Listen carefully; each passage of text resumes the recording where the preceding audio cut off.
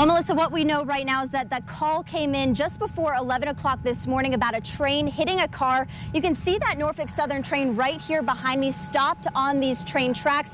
Reynolds' wife called 911 immediately. 911 sent EMTs with the Lynchburg Fire Department from Station 7 on Lakeside Drive at 3:50 in the afternoon. Those EMTs arrived at Reynolds' office on Old Forest Road just 4 minutes later. Melissa and Patty, this house here on Bryant Mountain Road is still burning this morning after it caught on fire around 9:30 last night. Now, if you take a look behind me, you can see where that home once stood. A heavy amount of smoke coming from that area here this morning, and even some flames showing from the rubble. Water from the Dan River is still flowing onto the roadways here this morning. If you take a look behind me, this is Route 501. You can see several of the businesses along this road are surrounded by water. Now, you've probably seen this one before. You take the dry t-shirt, dunk it in some hot water, which we did about 20 minutes ago. And I hung the shirt here just so it would dry a little bit, but it's actually stuck to the pole. So you can see just how frozen it actually is. The American Red Cross says when the snow, freezing rain, and sleet starts falling, the best thing you can do for your pets is bring them inside. And it is opening day for the Lynchburg Hillcats. Coming up, everything you need to know about tonight's game and what's new this season. Crews are still here on the scene of where that aggressive fire broke out just a few hours ago here in Danville. If you take a look behind me, you can see those firefighters still working. This is here at Shanny's Bar and Grill.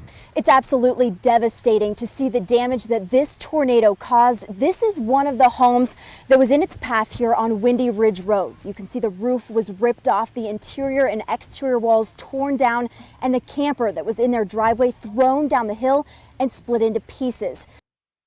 It was truly a blessing that, I'm even here today. A blessing because in April, Jamie Reynolds almost died. It felt like heartburn, but just a lot harder, and my entire left arm was hurting really bad.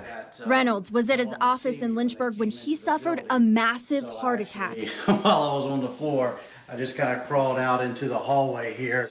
He tried to call for help, but he wasn't physically able to. And I couldn't unlock my phone. I was putting in the code and it wouldn't take it. Fortunately for Reynolds, he called on Siri, the virtual voice assistant developed by Apple. So I just said, "Hey Siri, call Mary Lee." Calling Mary Lee Reynolds. And Siri called my wife, and I said, "I think I'm having a heart attack, call 911. Reynolds' wife called 911 immediately. 911 sent EMTs with the Lynchburg Fire Department from Station 7 on Lakeside Drive at 3:50 in the afternoon. Those EMTs arrived at Reynolds' office on Old Forest Road just 4 minutes later. If we'd gotten there 5 minutes later, we may not be having this conversation with him. What's your name? Natalie. Thank you very much for the card, Natalie. Sam Young was one of the first EMTs on scene. He saved his own life by calling himself, recognizing he was having some symptoms that something was wrong. Something was very wrong. It was later determined Reynolds had a blocked artery. The LAD, it's one of the main perfusing arteries to your heart, and so it had a 100% block on that. Well, you went right into VFib. So he was experiencing just essentially a massive heart attack. They shocked me twice at the office, and then in the ambulance, I believe, and then 3 times in the operating room. Oh my God. Reynolds had to have a stent put in and spent 3 nights at the hospital before being released. That scary series of events led to one very special reunion 2 weeks later. Hey, man. Let me give you a hug, bro. Yeah, man. Yeah. Thanks, guys. Yes, sir. I appreciate it. A moment for Reynolds, his wife, and their 2 young children to show their appreciation for the men who responded. I don't know how you repay somebody for saving their life. The EMTs say having the Reynolds family stop by the station was more than they could have ever asked for. It is a very humbling feeling, absolutely, to be able to meet somebody that you saw in a very bad way, very sick, and then to meet him and shake his hand and know that he's doing well today is just, it warms everybody's hearts, I believe. Seeing his wife and his kids, it's really incredible. Reynolds is encouraging other people to become familiar with their family medical history because while he had no warning signs, his father and his sister did have heart disease. He says it's also a good idea to become familiar with Siri, just in case. Reporting in Lynchburg, Emily Swecker, ABC 13 News. When someone passes away, the love is still there. the care that you want to give them is still there. Melissa Cash and others who have family members buried in local cemeteries say they're being neglected. The wall is falling down. Where the wall looks like a cannon hit it. The sidewalks are crumbling. Potholes there. It's just every inch of the park is just in sad shape. Right. Cash is talking about the conditions at Fort Hill Memorial Park in Lynchburg. Cece Thomas has similar complaints about Virginia Memorial Park in Forest.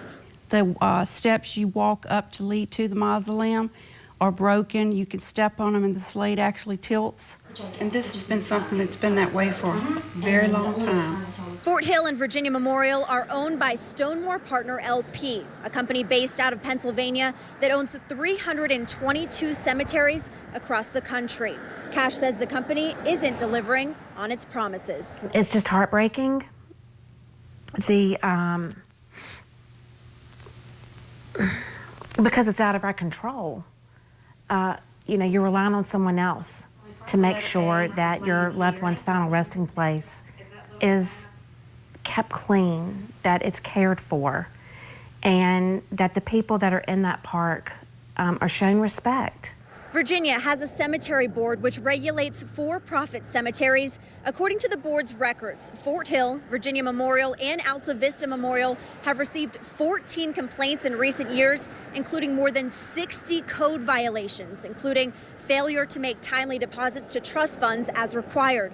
But Cash says the real problem is they're not taking that money and reinvesting it back into the property in the communities that they're a part of. I reached out to local management to see what they were doing to resolve the issues. I was told they were not permitted to speak with me, and if we went on cemetery property to record the issues, we would be trespassing. A spokesperson for Stonemore did give me a statement. It says in part, quote, Fort Hill and Virginia Memorial's mission is to help families memorialize every family with dignity, including providing and maintaining a tranquil and beautiful place for memorialization. In some instances, we have fallen short of our standards. We are working to address the matters raised. Reporting in Lynchburg, Emily Swecker. Joshua Gatewood says the love story with his wife, Madison, started when they were just kids, and it was something most people only read about in books. Yeah, fairy tale. We had each other and we had our kids. They had 2 daughters, 2 and 4 years old, and they had a son on the way. And she was so happy about that, She was so happy to bring a boy into this world. Joshua and Madison were involved in a tragic car accident on August 22nd. Joshua woke up from a coma a few days later. Madison and their unborn son did not survive.